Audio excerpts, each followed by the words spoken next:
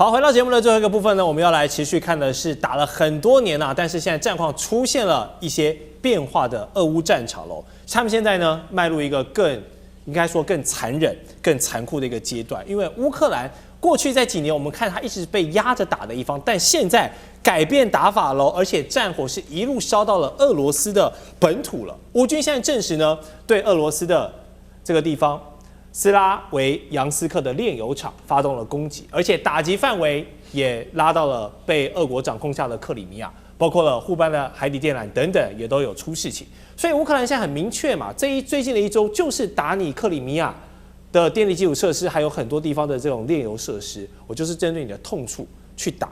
然後呢，更多的情況也告訴我們，這個效果是非常好，效果超群啊。而另一個統計呢，是告訴我們這個前線有多殘忍。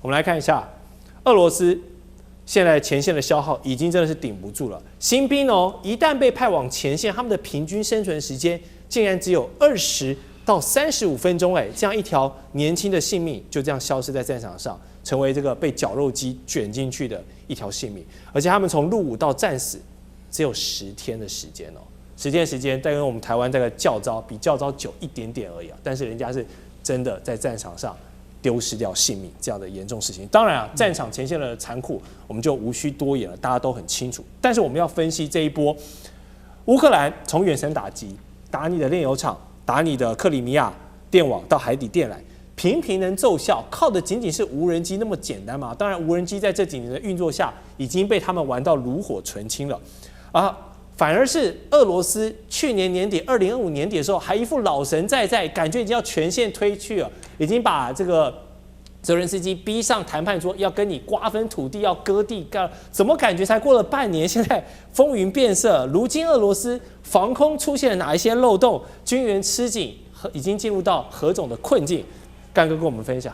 好，原來在打烏東的那個4個行政區，就我們常常在講的頓涅茨克、扎波羅熱還有盧甘斯克、赫爾松這4個親俄就是說，他們因為內部俄羅斯的居民比較多嘛，對，那這幾個行政區不是都已經在你的掌握之中了嗎？怎麼打了4年到現在沒有完全拿下來呢？紅軍城呢？所以我今天必須要說實話俄羅斯軍隊的表現實在太令人失望了。當然，你說烏克蘭的無人機的發展會讓人家覺得說為之驚豔，為之眼睛一亮是事實，那是被逼出來的。那你俄羅斯一樣是也被逼出來的，為什麼沒有能夠在科技上面贏過人家呢？是你現在你看看這2個大煉油廠竟然受到了烏克蘭無人機的攻擊。這2個煉油廠非常重要，一個叫克拉斯諾達，一個叫亞羅斯拉夫。這2個煉油廠在俄南就南俄，如果他們都受無人機的攻擊的話，難怪現在俄羅斯的原油日產減少70萬桶，就是這麼來的。在這種情況底下，你怎麼會電力會夠用？因為只要油一不夠用，電力一定就吃緊。為什麼？一定限制你的用電嘛。所以甚至會到了民生用電都遭到了那個限制。所以為什麼你會現在發現說烏克蘭它不是只有打你可以看得見的克里米亞半島周邊的，它連遠方它都能夠打，就代表說什麼？代表這場戰爭已經到了我們現在沒有辦法預判結果的地步。是，這個非常嚴重。然後呢，士兵現在不敢上戰場，為什麼？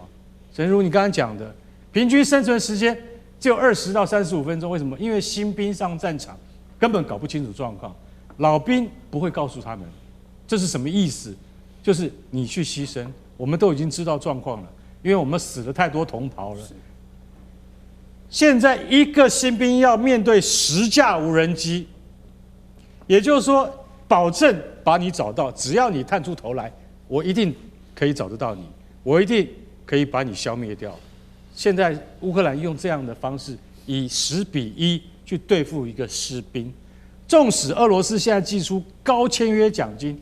然後呢，還有說，你要是這個入伍的話，不管你幾歲，你在社會上你有債務的話，我給你最高免到14萬美金，都不跟你拿了，當兵吧。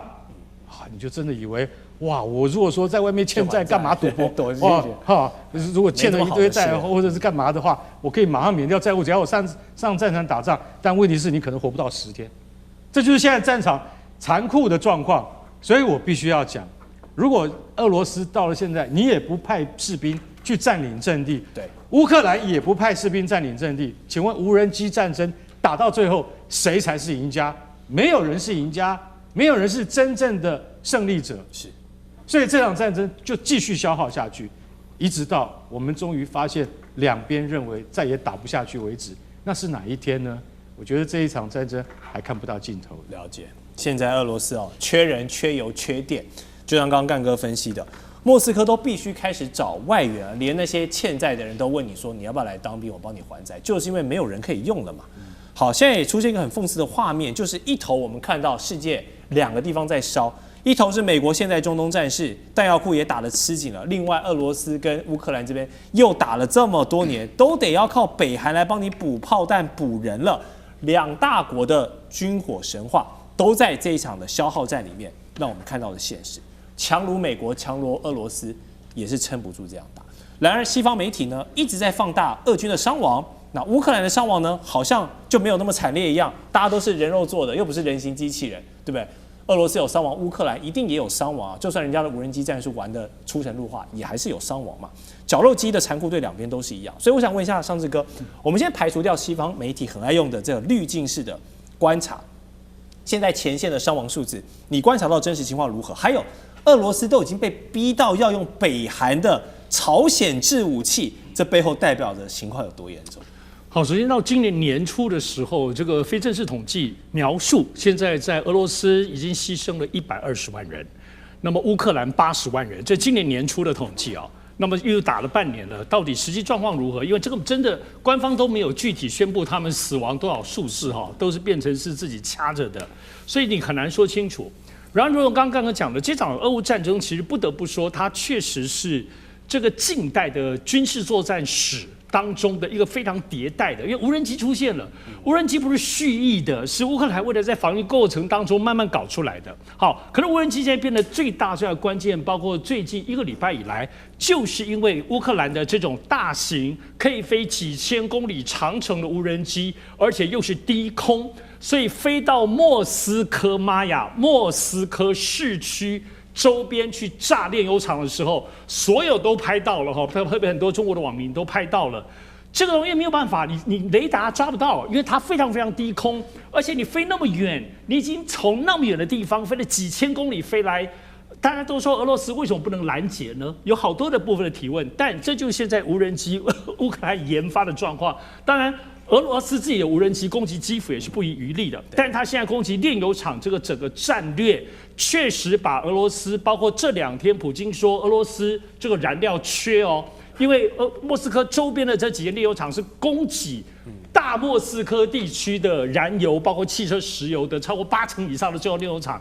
你炸了的情況下，連除油槽我們看到炸飛了那個槽飛到半空中，你就真的沒油嘞。莫斯科現在就沒油。好，我們現在看的部分是人究竟需要什麼多少人來打仗？他現在需要包括北韓的人，可是他不是無人機嗎？感覺現在人最大的意義現在不是打仗，是要佔據那個土地，有那個軍隊的人站在那裡，好像才算數，是作為未來正式輸贏談判的。可是真正就武器上來講，大家雙方面台語叫做俗個痛口，就大家都看起來都只剩下內褲了。所以很多人都覺得普丁你在幹嘛？普丁你乾脆要不要就打個核彈或小當量的基輔炸一炸恐嚇一下？可看起來普丁是一種老神在在嗎？又有缺。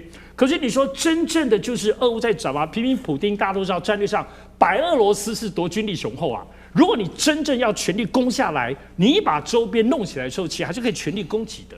所以現在這場戰爭怎麼收尾？普丁的心態是什麼？澤連斯基靠着繼續犧牲歐美的部分給予他的軍援跟經費，還要繼續打下去是無以言喻的。而且人家無人機一直研發，厲害到這個地步。所以這場戰爭我們都認為本來都覺得好像趕快可以結束了。目前看起來好像真的真的是爛尾，不知道怎麼樣收場了。是，確實像尚志哥講的，普丁現在的態度真的是非常重要。但普丁總統他面對現在俄羅斯燃料短缺、人員短缺、武器短缺的現實，他怎麼說？他的態度還是很強硬。他不但拒絕了烏克蘭提出的停火協議，持續強調我們的俄軍一定會奪取烏克蘭的4個區域，把這場戰爭定義為國運攸關的時刻。簡單說，賣芒果乾了。你們再不來幫忙打仗，我大俄羅斯可能要出事了，已經開始賣這個芒果乾了。那我們要怎麼解讀普丁總統的態度跟說法？俄羅斯究竟有哪些殺招還沒有出？有沒有剛好像上次哥剛剛講的，想到核武牌這張牌呢？我想的是很可怕，但是如果繼續拖下去，狗急就會跳牆。俄羅斯人如果真的被凍急了，核武會不會是一個選項？謝老師，你覺得可行性？其實現在俄羅斯的社會有一點反感，對普丁有一點不耐。那這些不耐不是鴿派哦，這些不耐都是鷹派出來的。為什麼都是鷹派？他們是說，不是說這場戰爭打太久我不太爽，你為什麼不用盡全力來打？這是鷹派的反撲。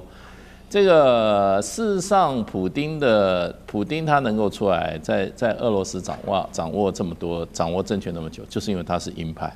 是，因為俄羅斯人是戰鬥民族啊，出手快出手快啊，他是鷹派為主的，所以現在這個問題就變成就是說，完全看普丁了。那普丁事實上前2天承認說現在缺能源哈，缺油哈，有很多不同的解讀，有一種解讀就是說，是不是他已經做準備說，如果這個戰爭再這樣下去的話，你老是打我的這個好能源設施的話，讓我們的俄羅斯老百姓說，我必須有個交代啦，那就要出重手了。什麼重手的話，那不曉得。有這種預判啊，因為现在這個戰爭很多，最近包括俄羅斯自己學者說，這個戰爭有可能變成永恆戰爭，就一直打。